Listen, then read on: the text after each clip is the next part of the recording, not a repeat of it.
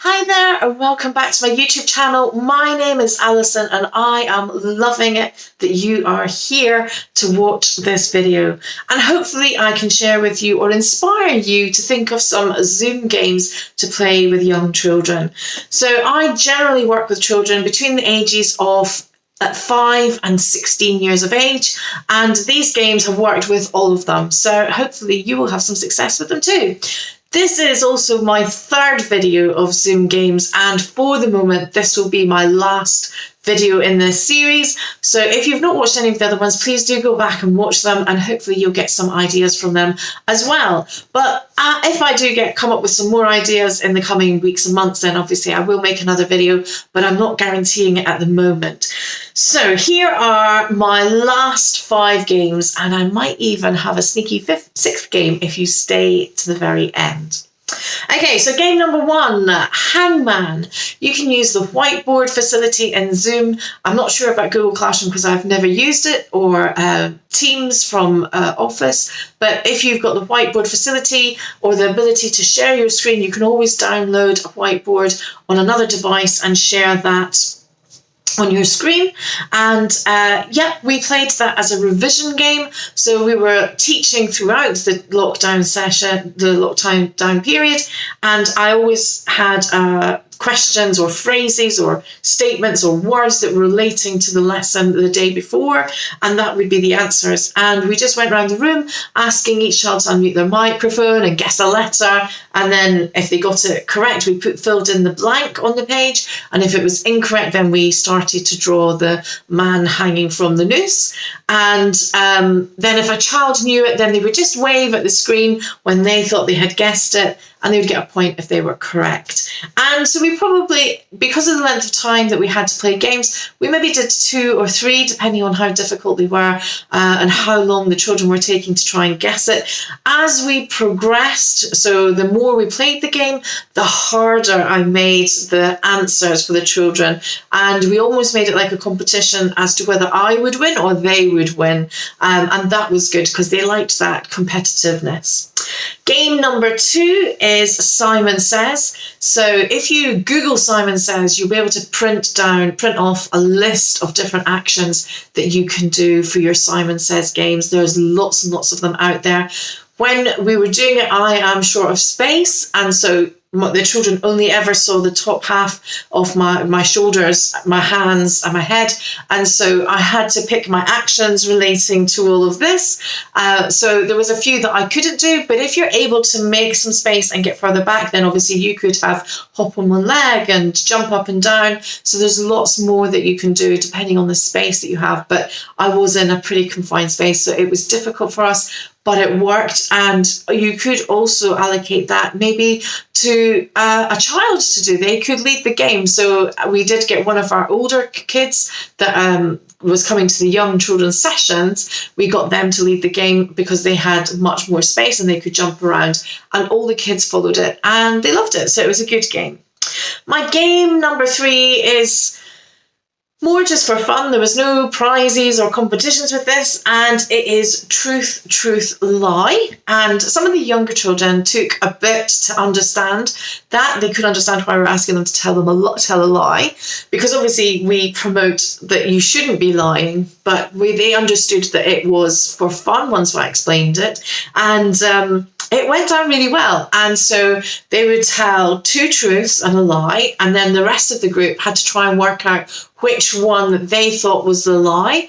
And we would do, on the count of 3, you're all going to type in the one that was the lie into the chat and press send. So they did that, and then so all the answers came at the same time, and then we could work out who got it correct and who got it wrong. That's when you always need somebody else to help you in the room.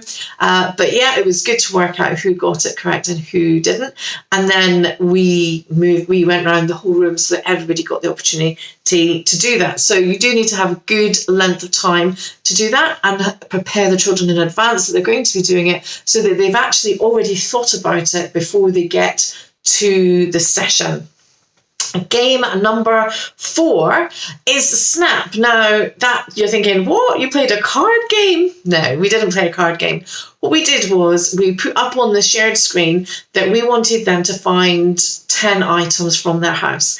And they had to find 2 items from the bathroom, 2 items from the kitchen, 2 items from the lounge, 2 items from the bedroom, and then 2 items from anywhere they liked, so that they had 10 items from around the house. And so the point was that I also had, the host of the game had 10 items from the same categories. And it didn't have to be from different rooms. It could be that you have to have 2 items of food, or 2 items of drink, 2 items of clothing, 2 toys. So you could do all of these things, but they had to have all 10 items, and they had 60 seconds to go and find all the items that they were going to get. But they needed to think carefully as to, they wanted to match the items that I had. Now, my kids that I work with know that I don't have children, so they knew not to bring anything too childlike. And so occasionally I would throw something childish in that I knew that I had, that would throw them. But if they then came back and there are 2 items, so maybe they brought back toothpaste and shampoo from the bathroom, and I might have had conditioner and shampoo, then they would get 1 point because they would have the shampoo and they matched. So that was Snap, and it just went through there. So they could get a maximum of 10 points, and the person with the most points won the game.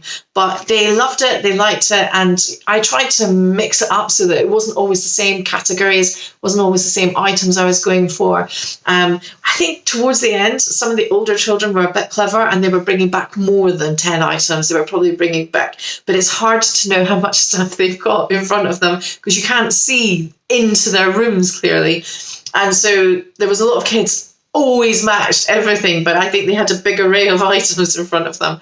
But, you know, it was just for some fun. So that was game number 4. And then finally, the last game is Draw With Me. And this worked out really well. I wasn't sure how it was going to work out. We played a version of this game in the flesh when we did our person-to-person clubs. And it started out by drawing an image on the back with your finger on somebody's back, and they were in a line and a queue, and the person that you drew on then had to use their finger to draw on the person in front of them, and so on, till it got to the person at the front who actually had a pencil and paper, and they drew the image out. Okay, so it was something like that we played. But what we did was, I said, I want you to draw a circle in the middle of your piece of paper, and then from that circle you need to draw X, Y, Z, and then from that you need to do this. And so I just gave them audible instructions as to what I was drawing on my page, and then at the end everybody showed their picture to the screen,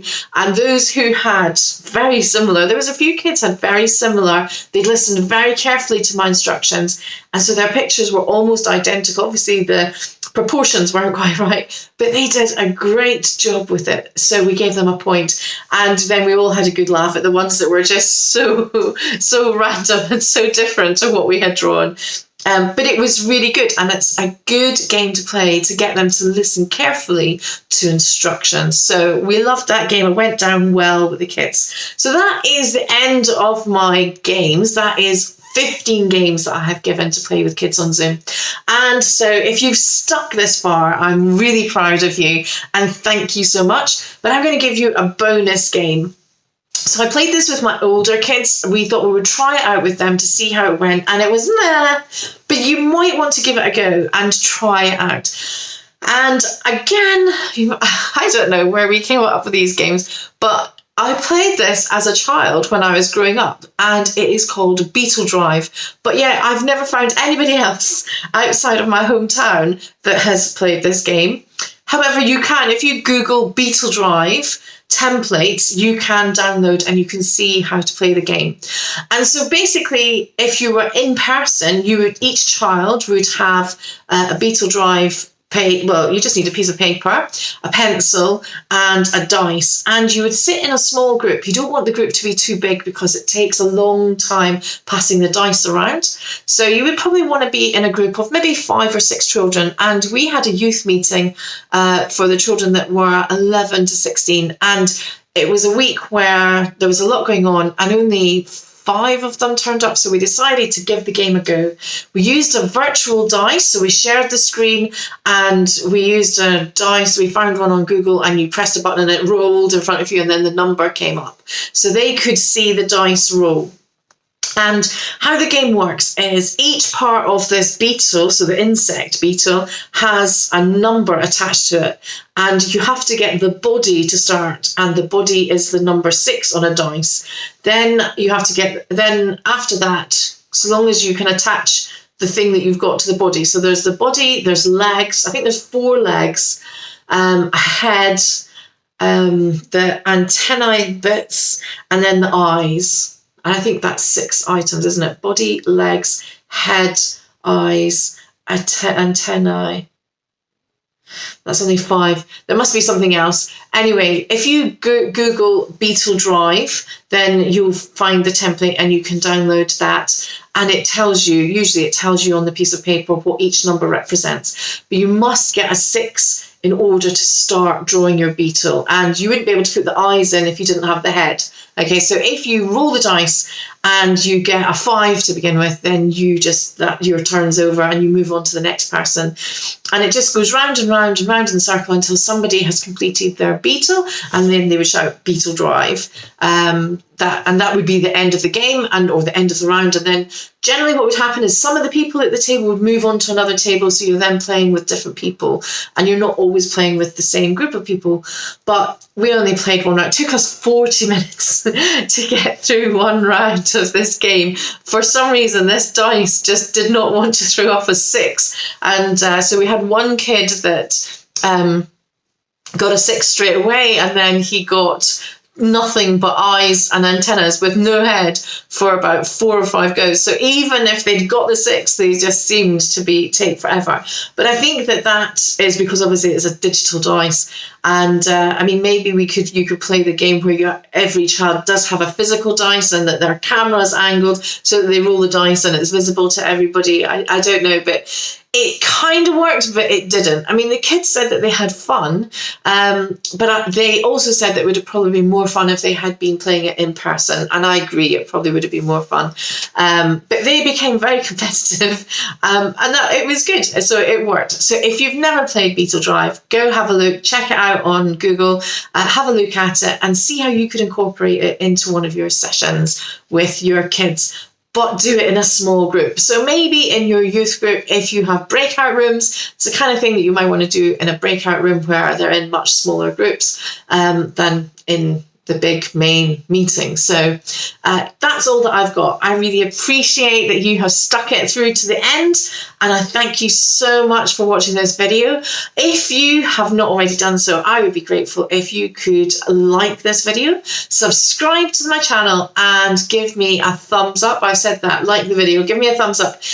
Press the notification bell so that you get notified every time a new video is released, and I hope to continue this coming into the new term. So we'll be starting back our ministry in September. In the next video that I release, I'll be talking more about how we're going to be running our sessions in the new term. And then I will be talking about how we're going to teach and the things that we're going to be teaching. So there's lots of more videos coming up. So I hope that you will stick around and get involved. Please do leave a comment in the comments below. If you have any other game ideas for Zoom, I'd love to hear from you. Maybe we can incorporate that in some of our sessions as well. So please do put them in the comments below. I promise to respond to your comment if you leave me one. So please take care. Know that you are loved by God and that He cares for you very much, that you are the apple of His eye. And until next time, God bless you. Bye-bye.